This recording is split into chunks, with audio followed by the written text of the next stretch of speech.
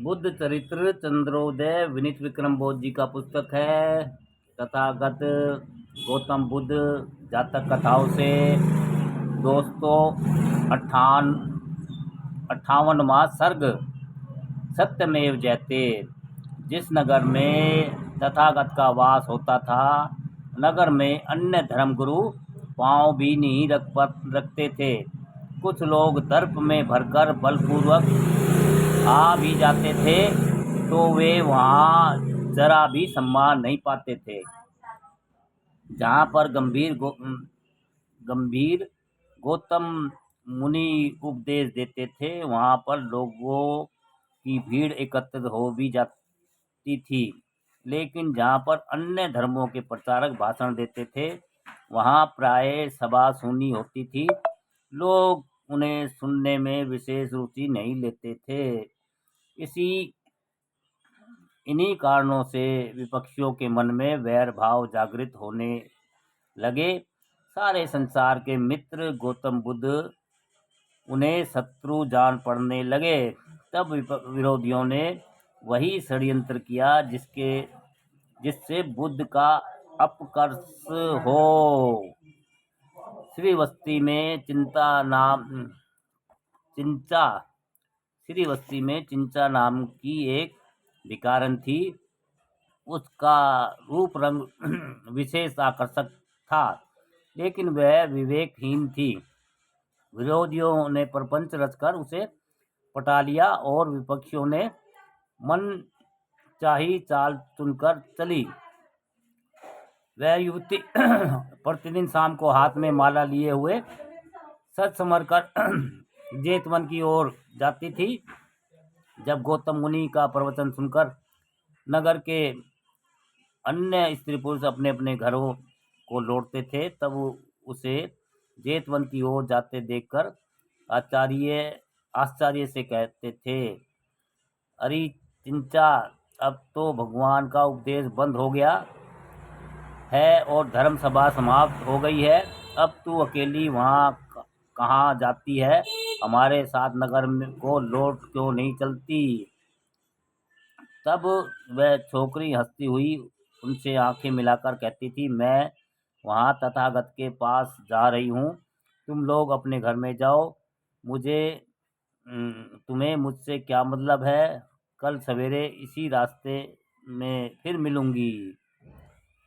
चिंता की बात सुनकर लोगों को आश्चर्य होता था। इस प्रकार यह नाटक प्रारंभ हुआ। फिर सवेरे जब नगर के उपासक तथागत का दर्शन करने जाते थे, तो वह उधर से बाल बिखराए हुए नगर की ओर लौटती मिलती थी। जब लोग पूछते थे कि वह रात में कहाँ रही, तो वह अपनी आंखें नचाकर कहती थी, मैं रात को तथागत की सेवा कर रही थी। अब तुम लोग जाओ और उनके दर्शनों की मेवा चखो। तुम लोग वहाँ जाकर अपनी मनोकामना पूरी करो। मुझसे किसी को क्या प्रयोजन है? चिंचा की बात सुनकर लोग बहुत विस्मित होते थे और मन में तरह तरह के तर्क वितर्क करते थे। इस प्रकार 9 महीने व्यतीत हो गए और पूर्णमासी का पवित्र पर्व आ गया। उस अवसर पर जेतवन में विशेष जन समूह आकर एकत्रित हुआ और गौतम बुद्ध अपना विशेष उपदेश देने लगे। यह सुंदर संयोग पाकर मुनिदेव धर्म का निरूपण कर रहे थे। नगर के लोग एकाग्र मन से कान लगाकर सुन रहे थे। श्रीवस्ती में जितने भी बुद्ध के उपासक थे, वे उसी धर्म सभा में उपस्थित थे। उसे विशेष धर्म सभा समझकर बहुत दूर दूर से के श्रोता भी हर्षित होकर आए थे। धर्मपुत्र धर्म का विवेचन कर रहे थे। एकाएक विषय का बिंदुवार विश्लेषण कर रहे थे। सभी समरण उनके उपदेश का लाभ ले रहे थे। किसी को अपने तन मन की विशेष याद नहीं रह गई थी। तभी अचानक संचानी के सम्मान आकर चिंचा सभा में चीख पड़ी, तू यहाँ बैठकर बकवास कर रहा है और मैं वहाँ लोगों का उपवास सह रही हूँ। मेरे साथ सहवास करने में तो तुम्हें बहुत बड़ा मजा आया, मानो मनचाहा स्वर्ग ही मिल गया हो। लेकिन अब मेरे पेट में तेरा पाप पनप रहा है, तो तुझे उसका कोई होश हवास नहीं। अब तो मेरा शरीर इतना कमज़ोर हो गया है कि राह चलते गिर पड़ती हूँ। अब तो मैं भीख भी नहीं मांग सकती। अब मैं खाना पीना कहाँ खाऊं? अपने आप को खाऊं या तुम्हें खाऊं? जब बच्चा पैदा होने के दिन पास आ गए हैं, अभी तक कोई ठिकाने की जगह नहीं मिली है। अब मुझे शीघ्र ही बता कि मैं क्या करूं, कहाँ जाऊं? तू मुझे आँख रखते हुए भी अंधा जान पड़ता है। अरे धोखेबाज, मेरा प्रबंध क्यों नहीं करता? अगर तू स्वयं कोई उपाय नहीं कर सकता तो अपने प्रचुर प्रभाव से दूसरों द्वारा यह कार्य करवा दे। अरे कसाई, अपने चेलों से चर्चा चलाकर उन्हीं के द्वारा मेरी व्यवस्था करवा दे। ऐसा कहकर उसने आंखें तरेर कर तथागत को इस प्रकार देखा मानो शिकारी अपने शिकार को देख रहा हो। उसका चेहरा इस प्रकार पीला था मानो हल्दी लगाए हो। उसके कपड़े मैले कुचैले थे, वह अपने बाल बिखराए हुए थी। उसके गोल मटोल पेट का घेरा ऐसा बड़ा था मानो उसी समय बच्चा होने वाला हो। उस समय वहां बैठे हुए श्रोताओं के मन में भय, आश्चर्य, संदेह आदि अनेक मनोभाव बड़ी तीव्रता से उठ रहे थे। तभी उसी समय सारे संसार के मित्र गौतम बुद्ध सहज भाव से मक्खन के समान कोमल और सुंदर वाणी बोले, हे बहन, जो लांछन तू मुझ पर लगा रही है, यथार्थ रूप से देखकर उसकी सच्चाई या तो मैं जानता हूँ या तू जानती है, दूसरा कोई नहीं जानता। तथागत की सरल सीधी बात सुनकर चिंचा को हंसी आ गई। हंसी रोकने के प्रयास में तेज खांसी फूट पड़ी। खांसने से उसका सारा शरीर झटकों से हिलने लगा और उसके पेट में अनेक जोरदार ऐंठन पड़ गई।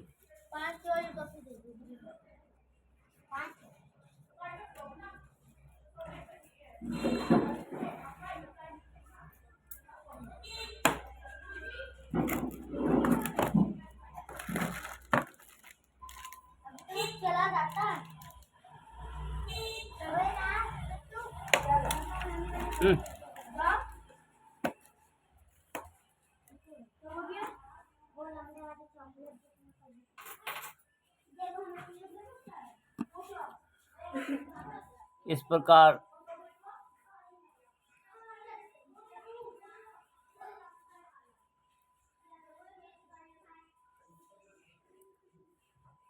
तथागत की सरल सीधी बात सुनकर चिंचा को हंसी आ गई। हंसी रोकने के प्रयास में तेज खांसी फूट पड़ी।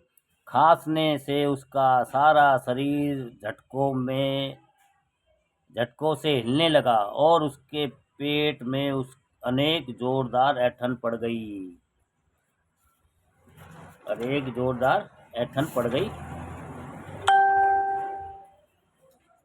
पेट में बल पड़ने से कपड़े में लगी हुई गांठ खुल गई। गांठ के खुलने से ही लड़की का गोल टुकड़ा जमीन पर गिर गया। ढोल फटते ही सब पोल दिखाई देने लगी। लोगों ने सही बात जान ली। लोग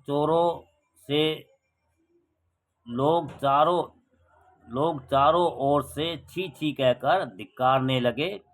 बहुत से लोग क्रोधावश वेश में लातों और जूतों से मारने लगे। तथागत को उस पर बड़ी दया आई तो उसे छुड़ा दिया। वह भय के मारे सर पर पांव रखकर वहां से भाग गई। चिंचा जहां जाकर नगर में रहती थी, लोग उसे जल्द ही वहां से भगा देते थे। विपक्षियों ने भी इस डर से उसे सहारा नहीं दिया कि कहीं नगर के लोग उन पर चिंचा के षड्यंत्र में सम्मिलित होने का संदेह न करने लगे। चिंचा को बड़ा पश्चाताप हुआ कि उसने अपने ही हाथ में अपने मुंह पर कीचड़ पोत ली। उसके तन, मन और प्राण में ऐसी जलन पैदा हुई मानो सारे शरीर में आग लगी हुई हो। न तो उसकी आंखों में नींद थी और न ही कभी क्षण भर के लिए भी चित्त में चैन मिलता था। वह बिल्कुल थकी हुई विक्षिप्त की तरह विवेकहीन होकर इधर उधर घूमती थी। वह अनेक वेदों और हकीमों के पास गई, लेकिन उनकी दवा कोई लाभ नहीं करती थी। अंत में कुछ सयानों की सलाह मानकर वह जैतवन में भगवान के पास गई। रक्षा करो, रक्षा करो, रक्षा करो पुकारती हुई वह स्त्री जमीन पर मस्तक टेकते हुए तथागत के सामने पन्नत हो गई। कहने लगी, मुझे बलपूर्वक भयावह पाप किया है। अब दिन रात मैं पश्चाताप में जल रही हूँ। मेरी जलन किसी भी प्रकार से दूर नहीं होती है। शरण शरण अब मैं आपकी शरण में आई हूँ। हे भगवान, आप मेरे शरीर की जलन को दूर करें, नहीं तो अंत में मेरी मृत्यु हो जाएगी। उसकी बात सुनकर शील निधान गौतम बुद्ध ने कहा, वह दवा भी तो तुम्हारे ही पास है। तुम्हारा अपना ही पाप तुम्हें कचोट रहा है। तुम्हारे शरीर की जलन तुम्हारे मन से पैदा हुई है। जब तक तुम्हारे मन में पाप का बोझ बना रहेगा, तब तक तुम्हारे ताप का निवारण न होगा।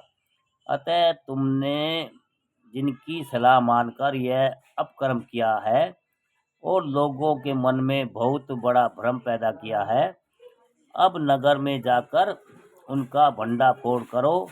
जिन लोगों को तुमने पहले भ्रमित किया है, अब मन लगाकर उन्हें सही बात बताओ। जहाँ जहाँ पहले तुमने झूठी बकवास की है, वहाँ वहाँ जाकर सत्य का प्रकाशित करो। इस प्रकार करने से तथा लोगों के भ्रम को दूर करने से तुम्हारे मन का पाप बहुत दूर हो जाएगा और तुम स्वस्थ हो जाओगी। तथागत की सलाह मानकर चिंचा ने शीघ्र ही नगर में जाकर दूध और पानी अलग अलग कर दिया। वह श्रीवस्ती की गली गली में घूमने लगी और दुष्टों की पोल खोलने लगी। श्रीवस्ती नगर की घाटों, बाटों और बाजारों में वह दिन रात प्रचार करने लगी। विपक्षियों की काली करतूत को जताने के बाद लोग उन्हें एक चुल्लू भर पानी नहीं देते थे।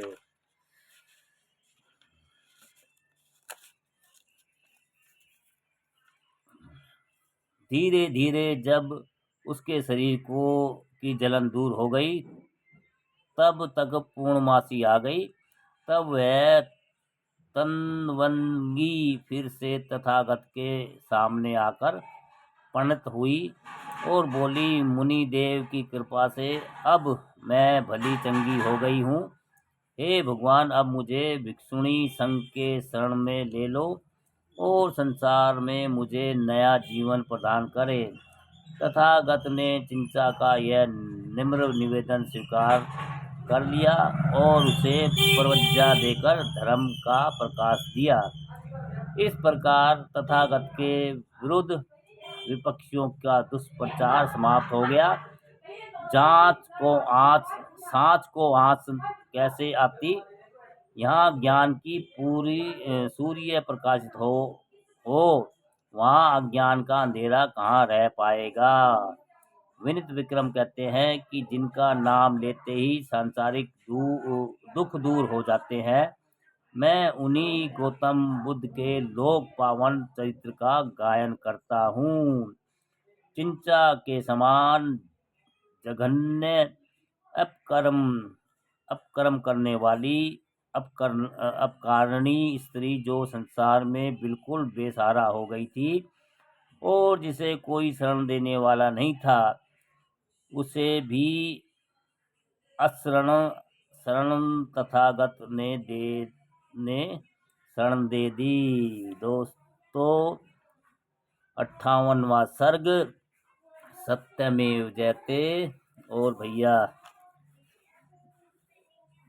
ये आपका बुद्ध चरित्र चंद्रोदय विनीत विक्रम बोध जी का पुस्तक है। सभी को नमो बुद्धाय। जय भीम दोस्तों।